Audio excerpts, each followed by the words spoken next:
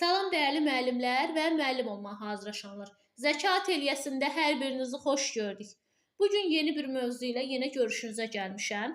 Düzdür, baxmayaraq ki, son günlərdəki keçdiyimiz dərslərin izaha ehtiyacı yoxdur. Çünki hər biri sırf əzbərlənəcək mövzulardır. Amma buna baxmayaraq istədim ki, yenə də öz təqdimatımda sizlərə səsli izahlarımı atım. Çünki aranızda bəzi müəllimlərimiz var ki, onlar sırf YouTube-dan yararlanırlar. Onlar üçün də əlverişli olsun. İndi isə gəlin tikiş istehsalı avadanlığı dərsliyindən 1022 sinif maşını və 97A sinif maşınlarının modifikasiyası ilə tanış olaq. İlk öncə məlumat vermək istəyirəm 1022 sinif maşınlarından. Bildiyimiz kimi 1022 sinif maşını Legmaş istehsalı tərəfindən istehsal olunub. Əsasən də kostyumluq, paltarlıq, şinellik kimi qalın parçaların tikilməsində istifadə olunur və əsas meyarlarından biri də odur ki, müəllimlər, bir xətli, iki saplı məkik toxumalıdır. Biz keçən dərsimizdə sizinlə məkik toxumanın xüsusiyyətləri haqqında tanış olduq. Yəni bu o deməkdir ki, həm yuxarıdan, həm aşağıdan sapdan istifadə olunur və bu da nəyə təsir eləyir? Təbii ki, tikişin keyfiyyətini artırmış olur. Və fırlanma sürəti isə 4500 dövr dəqiqədir. Yəni sürətli işləməsi üçün tam uyğundur. Tikiş addımı 0-dan 5 mm-ə qədər tənzimlənə bilir. Bu da istədiyimiz sıxlıqda tikmək üçün imkan verir. Maksimum materialın qalınlığı isə 8 mm-dir. Xüsusilə də sıxılmış halda qalınlığı daha rahat tikə bilmək üçün əsas üstünlüyüdür. Maşının qolunun uzunluğu 260 mm-dir.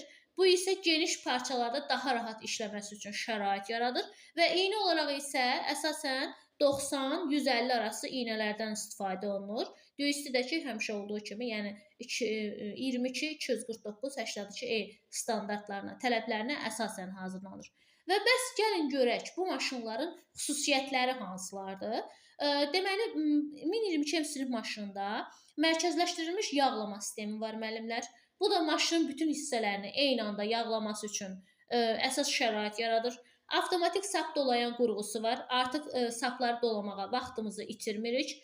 Deyircəkli pot şpilniklər var. Maşını daha səssiz və yüngül işləməsi üçün səbəb olur.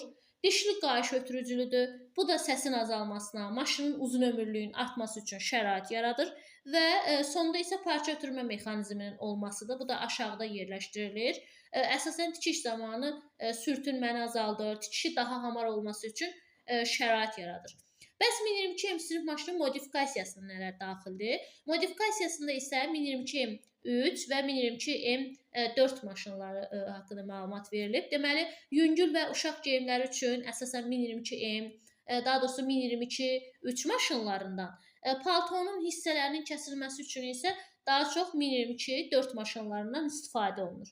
Və əsasən də bu maşınlardan iri sexlərdə, ateliyelərdə, peşə tədris mərkəzlərində geniş tətbiq olunur. Xüsusilə də qadın paltarlarının və yaxud da ki, üst geyimlərinin, qalın materialda olan geyimlərin hazırlanmasında daha geniş istifadə olunur.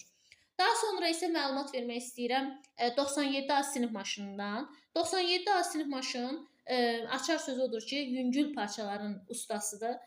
Bu maşın əsasən Oşanq, Qırmızı Əmək Bayrağı ordenli istehsalıdır. Lakin bunlar əsasən pambıq, ipək, yun və kətan parçalarının, yəni yüngül parçaların tikilməsində istifadə olunur. Yəni 1022 sinif maşınından başlıca elə üstünlüklərindən, yəni fərqlərindən biri budur ki, biri qalın parçaların tikilməsi üçün, biri isə nazik parçaların tikilməsi üçün istifadə olunur. Və əsasən də maşın bir xətli, iki saplı məkik toxumalıdır. Yəni bu oxşar cəhətlərdir. Daha çox əsas üstünlüyü fırlanma sürətidir. Tam 5500 dövr dəqiqədə işləyə bilir. Bu da sürətin daha da getdikcə təmin olunması üçün şərait yaradır. Tikiş addımı 0-dan 4 mm-ə qədər tənzimlənə bilir. Materialın altında qalınlığı isə 4 mm-dir. Bu da onu göstərir ki, çox qalın parçalarda tikmək mümkün olmur. Qolun uzunluğu da burada müsbət cəhətlərdən biridir. Yəni 1022-lə oxşar cəhətləri 260 mm uzunluqda olmasıdır.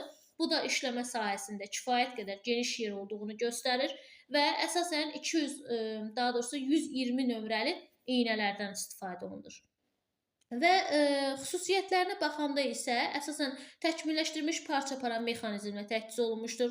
Avtomatik yağlama sistemi var və elə xüsusi olaraq qeyd edirəm ki, əvvəllər 97 nömrə kimi istehsal olunub, sonradan öz-özünü yağlama mexanizmi verildiyinə görə ona 97A sinif adı verilibdir.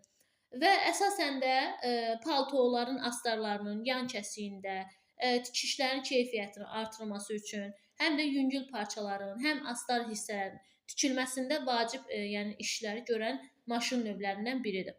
Və əmək məhsuldarlığını təxminən 3%-ə qədər artırır. Yəni gündəlik işimizin, həcmimizin 3%-ni demək olar ki, təşkil eləyir. Bir də özəl xüsusiyyətlərindən biri odur ki, bu maşınlar əsasən sağa burulmalı üst sap, yəni əsasən sağa burulmalı sapdan istifadə olunur. Bu qədər müəllimlər, hal-hazırda sizə 2 maşın haqqında məlumat verdim. Növbəti maşınlarımız haqqında da inşallah izahlarımız olacaq. Hər birinizə uğurlar diləyirəm. Növbəti dərslərdə görüşənə qədər.